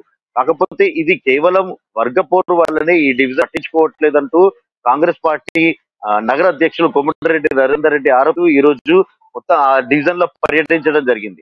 ఏదైతే అపరిశుభ్రత పారిశుద్ధ్య లోపం గానీ ఆయన ప్రధానంగా thanks for updates Srikanth. Next మనం భద్రాద్రి కొత్తగూడెం వెళ్దాం. అక్కడ మా ప్రతినిధి మనకి సిద్ధంగా ఉన్నారు. కిన్నెరసా నుంచి భగీరథ నీళ్లు అందుకు అక్కడ ఇబ్బందులు ఉండే పరిస్థితి కనిపిస్తుంది. ప్రధానంగా చూసుకుంటే భద్రాద్రి కొత్తగూడెం వాసులు అక్కడ ఇబ్బందులు పడుతున్న పరిస్థితి ఎంతో అట్టహాసంగా దేశానికి రాష్ట్రానికి ప్రతిజ్ఞ చెప్పుకున్నటువంటి మిషన్ భగీరథ సంబంధించినటువంటి పూర్తి స్థాయిలో నీళ్లు ఆకపోవడం, అధికారుల నిర్లక్ష్యం కూడా కనిపిస్తున్న పరిస్థితి. దీనిపై అప్డేట్స్ ఏంటి నవీన్ చెప్పండి. రాజశేఖర్, ఏదైతే భద్రాద్రి కొత్తగూడెం జిల్లా కొత్తగూడెం పట్టణ వాసులకైతే మంచినీటి కష్టాలు అయితే తప్పేలా అనిపించట్లేదు. ముఖ్యంగా మనం చూసుకుంటే ఈ యొక్క భద్రాద్రి జిల్లాకి అన్ని విధాలుగా నీటి సరఫరా సదుపాయాలు ఉన్నప్పటికీ కూడా ఏదైతే కొత్తగూడెం మున్సిపాలిటీలో అయితే ఈ నీటి ప్రజలైతే ఇబ్బందులు నెలకొంటున్న సమస్యలు కూడా చూడొచ్చు. ప్రతిపక్షాలు ప్రతిరోజు కూడా ఏదో ఒక పార్టీకి సంబంధించిన నాయకులు అయితే ఖాళీ బిందెలతోటి అదే విధంగా నీరు రావట్లేదు అనే అనేక మార్లు కూడా వీరు నిరసనలు తెలియజేసేప్పటికీ కూడా ఇప్పటికీ కొత్తగూడెంలో అయితే వారానికి ఒక రోజు మాత్రమే కిన్నెరసాని మంచినీరే మున్సిపాలిటీ అధికారులు అయితే ఇస్తున్నట్లుగా కూడా చూడొచ్చు. దీని అంతటికీ కూడా మున్సిపాలిటీ అధికారుల ఉదాసీనత మరియు నిర్లక్ష్యం అని కూడా చూడొచ్చు. ముఖ్యంగా మనం చూసుకుంటే కొత్తగూడెంలో మంచినీటి సరఫరా కోసం కేసీఆర్ కొత్తగూడెం పర్యటించినప్పుడు ఆ 40 కోట్ల రూపాయలతోటి ఆయన నిధులు విడుదలప్పటికీ కూడా దాంట్లో కొన్ని కారణాలు చూపెట్టి ఏదైతే 40 కోట్లు కూడా ఇప్పటికీ రాని చూడొచ్చు. అదే కొత్తగూడెం ఎమ్మెల్యే వనమా వెంకటేశ్వరరావు అనేక మార్లు కూడా కొత్తగూడానికి సంబంధించి 130 కోట్లకు ఈ నీటి ఎద్దడిని తట్టుకోవడానికి 130 కోట్లతో ఒక ప్రాజెక్టు కూడా తయారు చేశామని అనేక మార్లు కూడా గత కొన్ని నెలలు కూడా చెప్తున్నప్పటికీ కూడా ఇప్పటి వరకు కూడా ఒక రూపాయి కూడా దాని వలన విడుదల కాలేదని ఇటు కొత్తగూడెం పట్టణ ప్రజలైతే పెదవి విరుస్తున్నట్లుగా కూడా చూడొచ్చు. ముఖ్యంగా మనం చూసుకుంటే 45 కోట్ల రూపాయలతోటి పన్ను మంచినీటికి సంబంధించినటువంటి పన్ను ఇప్పటికీ కూడా కొనసాగుతూనే ఉన్న సందర్భం అయితే మనం చూడొచ్చు. ఈ విధంగా కొత్తగూడెంలో ఏదైతే అధికార పార్టీ కౌన్సిలర్ల మధ్య ఉన్న పురపత్యాల వలన ఈ యొక్క సాధారణ సమావేశంలో కూడా ఈ యొక్క గొడవల వలన వీరికి ఈ యొక్క మంచినీటి ఎద్దడికి సంబంధించినటువంటి నివారణ చర్యలు అయితే చేపడుతున్నట్లుగా కూడా లేదు. అయితే కొత్తగూడెంలో చూసుకుంటే మనకి మున్సిపాలిటీలో సుమారు 22,000 కుటుంబాలు ఉండగా 1,00,000కి పైగా జనాభా ఉన్నారు. వీరికి ప్రతిరోజు కూడా 13 నుంచి 14 MLD వాటర్ అవసరం కాగా మున్సిపాలిటీ పరంగా కేవలం 8 నుంచి 9 MLD వాటర్ మాత్రమే అందిస్తున్నట్లుగా కూడా చూడొచ్చు. అయితే ముఖ్యంగా మనం చూసుకుంటే ఇటు కిన్నెరసాని అదే విధంగా భగీరథ ఈ 2 నీళ్లు కూడా కొత్తగూడానికి రైట్ నవీన్, ప్రధానంగా ఇన్ని నిరసనలు జరుగుతున్న ఇన్ని రోజుల నుంచి ప్రజల వ్యతిరేకత ఉండి వారి ఇబ్బందులు వెలగొక్కుతున్నా కూడా ఎందుకు అధికారులు నిర్లక్ష్యం చేస్తున్నారు? ప్రధానంగా అధికారుల నుంచి వస్తున్నటువంటి సమాధానం ఏంటి? అధికారులు ఏ విధంగా అంటే ప్రతి పైప్ లైన్ లీకేజీలు ముఖ్యంగా ఈ యొక్క మంచినీటి ఎద్దడికి ముఖ్యమైన కారణం ఏంటంటే పైప్ లైన్ లీకేజీలపై అధికారులు అయితే దృష్టి సారించట్లేదని కూడా చూడొచ్చు. అదే విధంగా రామవరంలో వాటర్ ట్యాంక్ కూడా నిర్మించారు. వాటర్ ట్యాంక్ చాలా అంటే మొత్తం ఈ మున్సిపాలిటీకి సంబంధించి ఒక 36 వార్డుకి సంబంధించినటువంటి నీరు సంబంధించి ఆ మున్సిపాలిటీలో నిర్మించినటువంటి వాటర్ ట్యాంక్ నిర్మాణం ఎప్పుడో పూర్తయి కేవలం కొన్ని చిన్న కారణాల వల్ల దానికి ప్రారంభించకపోవడంతో ఇటు మున్సిపల్ అధికారులు అదే విధంగా చైర్పర్సన్ నిర్లక్ష్యం అని ఇటు అధికారులకి ఈ పార్టీలన్నీ కూడా విన్నపించుకున్నప్పటికీ కూడా అధికారులు ఈ మంచినీటి సంబంధించి అప్పటికప్పుడు తాత్కాలిక ఉపశమన చర్యలు చేపట్టడం తప్ప ఇప్పటికీ శాశ్వత పరిష్కారం అయితే చూపిస్తున్న పరిస్థితి అయితే మనం చూడట్లేదు. Rajasekhar, thanks for updates Navi. Next మనం మెదక్ వెళ్దాం. మెదక్లో మా ప్రతినిధి సిద్ధంగా ఉన్నారు. మెదక్ కలెక్టరేట్ ముందు వివోఏల నిరవధిక సమ్మె కొనసాగుతున్నటువంటి పరిస్థితి. 12 రోజులుగా సమ్మె చేస్తున్నా కూడా పట్టించుకున్న పరిస్థితి. ఇక మురళీధర్ యాదవ్ ఎవరైతే ఉన్నారో మురళీ యాదవ్ ఫైర్ అవుతున్నటువంటి పరిస్థితి. మొత్తానికి 18,000 కనీస వేతనం ప్రకటించాలని బీజేపీ నేతలు కూడా డిమాండ్ చేస్తున్నటువంటి పరిస్థితి. దీనిపై పూర్తి అప్డేట్స్ ఏంటి సునీల్ చెప్పండి. మెదక్ కలెక్టరేట్ కార్యాలయం ఎదుట గత 12 రోజులుగా విఏఓలు నిరసన వ్యక్తం చేస్తున్న పరిస్థితి ఉంది. నిరసన దీక్షలు చేపట్టారు. రాష్ట్ర ప్రభుత్వ వైఖరికి నిరసనగా వారి నిరసన కార్యక్రమం చేపట్టని చెప్పవచ్చు. అయితే విఏఓలు తమకు ఉద్యోగ భద్రత కల్పించలే, మరోవైపు కనీస వేతనం అమలు చేయాలి, మరోవైపు తమకు ఇన్సూరెన్స్ కూడా కల్పించాలి. ఎందుకంటే ప్రమాద బీమా లేకపోవడంతో ఉద్యోగులు చనిపోతే 1 రూపాయి కూడా వాళ్ళ కుటుంబ సభ్యులకు కానీ నామినీలకు వచ్చే పరిస్థితి లేదు. ఉద్యోగ భద్రత కూడా లేదు. రాష్ట్ర ప్రభుత్వం ఇచ్చిన హామీ మేరకే తాము అడుగుతున్నామని చెప్పి కూడా కార్మికులు చెప్పే పరిస్థితి ఉంది. మరోవైపు వీరి నిరసన దీక్షలకు బీజేపీ నాయకులు కూడా అటు రోజు నుంచి మద్దతు పలుకుతున్న పరిస్థితి ఉంది. అయితే ఈ రోజు తాజాగా బీజేపీ రాష్ట్ర నాయకులు మురళీ యాదవ్ కూడా దీక్షా శిబిరాన్ని సందర్శించారు. ఉద్యోగులకు మద్దతు తెలిపారు. మరోవైపు ఉద్యోగుల భద్రతకు సంబంధించి రాష్ట్ర ప్రభుత్వం వెంటనే స్పందించి వీరి డిమాండ్లను కూడా పరిష్కరించాలని చెప్పి కూడా ఆయన డిమాండ్ చేయడం జరిగింది. మరోవైపు ఆయన సీఎం కేసీఆర్ పై కూడా విమర్శలు చేసిన పరిస్థితి ఉంది. రాష్ట్రంలోనే ఆయన ఎలాంటి సంక్షేమ పథకాలు చేయట్లేదు. రోజొక ఉద్యోగులు, ఉద్యోగ సంఘాల నేతలు నిరసన వ్యక్తం చేస్తుంటే ఆయన రైట్ సునీల్, ఇక్కడ ప్రధానంగా చూసుకుంటే వివైఏ డిమాండ్లు ఏంటి? 12 రోజులుగా కొనసాగుతున్నటువంటి దీక్షకు సంబంధించినటువంటి ఈ దీక్షలో అధికారుల నుంచి ఏమైనా స్పందన వచ్చిందా, లేకపోతే దీనికి సంబంధించి ఏం సమాధానం ఇస్తున్నారు? ప్రధానంగా చూసుకుంటే మురళీ యాదవ్ ఎవరైతే ఉన్నారో బీజేపీకి సంబంధించిన ఆయన మద్దతు ఇచ్చిన, లేకపోతే మీరు ఎలాంటి డిమాండ్లతో వెళ్తున్నారు? ఇది పరిష్కారం అయ్యే అవకాశం ఏమైనా కనిపిస్తుంది అంటారా? అయితే ఉద్యోగులు మాత్రం తమకు కనీస వేతనం అమలు చేయాలి. అయితే సుప్రీంకోర్టు ఆదేశాలు కూడా ఉన్నాయి. సమాన పనికి సమాన వేతనం ఇవ్వాలని కూడా ఆదేశాలు ఉన్నాయి. మరోవైపు వారు ప్రభుత్వ ఉద్యోగులుగా గుర్తించాలి, తమ జీతాలు పెంచాలి, మరోవైపు ప్రమాద బీమా కల్పించాలి, ఉద్యోగ భద్రత కల్పించాలనే డిమాండ్లతో గత 12 రోజులుగా వారు జిల్లా కేంద్రాల్లో అదేవిధంగా మండల కేంద్రాల్లో కూడా నిరసన వ్యక్తం చేస్తున్నారు, నిరసన దీక్షలు చేస్తున్నారు. అయితే ఈరోజు మెదక్ కలెక్టరేట్ ముందు చేస్తున్న దీక్షలకు బీజేపీ రాష్ట్ర నాయకులు మురళీ యాదవ్ సందర్శించారు, మద్దతు పలికారు. వారు కూడా ప్రభుత్వం చిన్నపాటి ఉద్యోగుల సమస్యలు కూడా పరిష్కరించకపోతే ఎట్లా అని చెప్పి కూడా వారు ఆగ్రహం వ్యక్తం చేసిన పరిస్థితి ఉంది. కన్న తల్లికి అన్నం పెట్టనోడు పిన్న తల్లికి బంగారు గాజుల చందంగా కేసీఆర్ పాలన ఉందని చెప్పి కూడా మురళీ యాదవ్ ఘాటుగా విమర్శించారు. అయితే రాష్ట్ర ప్రభుత్వం మాత్రం 12 రోజులుగా చేస్తున్న దీక్షలు మాత్రం పట్టించుకోలేదు. ఇంతవరకు వారితో చర్చలు జరిపేందుకు ఏ అధికారి కానివ్వండి, ఏ ప్రభుత్వ పెద్దలు కానివ్వండి, లేదా పాలకులు ఎవరు కూడా రాని పరిస్థితి ఉంది. చాలా చోట్ల వారు నిరసన వ్యక్తం చేస్తున్నారు. వివిధ రూపాల్లో తమ నిరసనను కూడా ఉద్యోగులు వ్యక్తపరుస్తున్న పరిస్థితి ఉంది. కానీ ఈ ప్రభుత్వం నుంచి మాత్రం ఇప్పటివరకు సానుకూల పరిస్థితి అయితే రాలేదు. Rajasekhar, thanks for updates. Next మనం నిజామాబాద్ వెళ్దాం. నిజామాబాద్లో మా ప్రతినిధి నవీన్ మనకి సిద్ధంగా ఉన్నారు. ప్రధానంగా చూసుకుంటే అకాల వర్షాలు నిండా ముంచేసినటువంటి పరిస్థితి, రైతులు గగ్గోలు పెడుతున్నారు. తమకు మద్దతు ధర లేదని అప్పులు చేసి మరి వ్యవసాయం చేసి నష్టపోయామంటూ కూడా చెప్తున్నటువంటి పరిస్థితి. ప్రధానంగా చూసుకుంటే ఓ పక్క ఆత్మీయ సమ్మేళనాలతో టీఆర్ఎస్ నాయకులు ఎవరైతే ఉన్నారో వాళ్ళు సంబరాలు చేసుకున్న పరిస్థితి, రైతులు కనీసం పట్టించుకోవద్దంటూ అధికారులు కూడా పట్టించుకునే పరిస్థితి అంటూ విమర్శలు వస్తున్న నేపథ్యం. రైట్, దీనిపై పూర్తి అప్డేట్స్ నవీన్ చెప్పండి. Thank you Rajasekhar. అకాల వర్షాలు నిజామాబాద్ జిల్లా రైతులు నిండా ముంచాయి. గత కొన్ని రోజుల్లో కురిసిన వర్షాలకు నిజామాబాద్ జిల్లాలో పూర్తిగా చేతికొచ్చిన పంట పూర్తిగా తడిచి ముద్దైన పరిస్థితి కనిపిస్తుంది. ముఖ్యంగా నిజామాబాద్ జిల్లా వ్యవసాయ ఆధారిత ప్రాంతం. ఇక్కడ వరితో పాటు మొక్కజొన్న, చెరుకు, అలాగే కూరగాయలతో పాటు మామిడి తోటలను ఎక్కువగా పండిస్తుంటారు. అయితే కొన్ని 4 రోజులుగా కురిసిన అకాల వర్షాలకు, గాలివానలకు కూడా పూర్తిగా పంట కూడా పూర్తిగా నీట మునిగిన పరిస్థితి కనిపిస్తుంది. ముఖ్యంగా ఇటు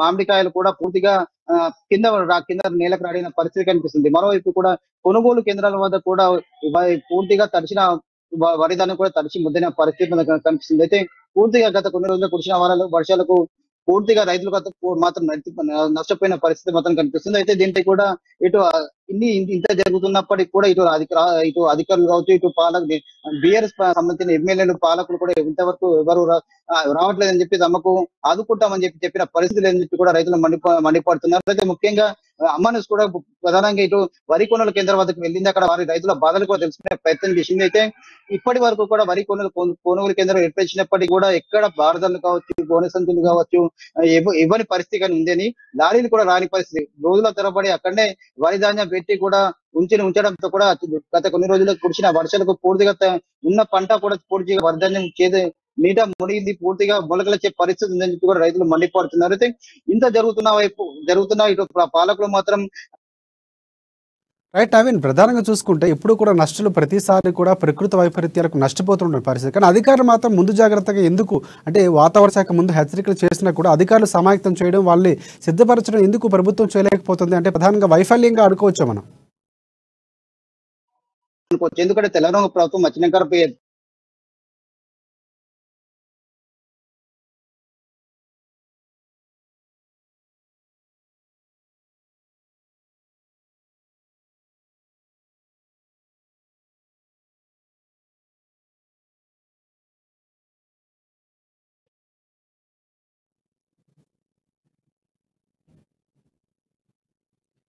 రైట్ బీజేపీ ఏదైతే విమర్శలు చేస్తున్నటువంటి నేపథ్యంలో లేకపోతే ప్రతిపక్షాలు చేస్తున్న నేపథ్యంలో రైతు ప్రభుత్వంగా చెప్పుకుంటున్నటువంటి కేసీఆర్ ప్రభుత్వంలో బీఆర్ఎస్ ప్రభుత్వంలో రైతులు నష్టపోతున్నటువంటి పరిస్థితి, ఎంతో ఆరుగాలం కష్టపడి పండించినటువంటి రైతులు చివరి దశలో మార్కెట్ యార్డులో కొంత ఇబ్బంది పడుతున్న పరిస్థితి. అదే క్రమంలో పంట చేతికొచ్చే సమయంలో అకాల వర్షాల నిండా ముంచేస్తున్న పరిస్థితి. ధైర్యం కల్పించాల్సినటువంటి ప్రభుత్వాలు కానీ ప్రభుత్వ అధికారులు కానీ పూర్తిగా నిర్లక్ష్యం వహిస్తున్నారంటూ గగ్గోలు పెడుతున్న పరిస్థితి. దీనికి త్వరలోనే పూర్తి స్థాయిలో అధికారుల నుంచి స్పందన రావాలి, సమస్యకు పరిష్కారం కావాలని మనం కూడా కోరుకుందాం. రైట్, ఇది ఇవాల్టి రిపోర్టర్స్ టైం. రేపటి రిపోర్టర్స్ టైంలో మళ్ళీ కలుసుకుందాం. అంతవరకు చూస్తూనే ఉండండి అమ్మా న్యూస్, నిజం కోసం జనం కోసం.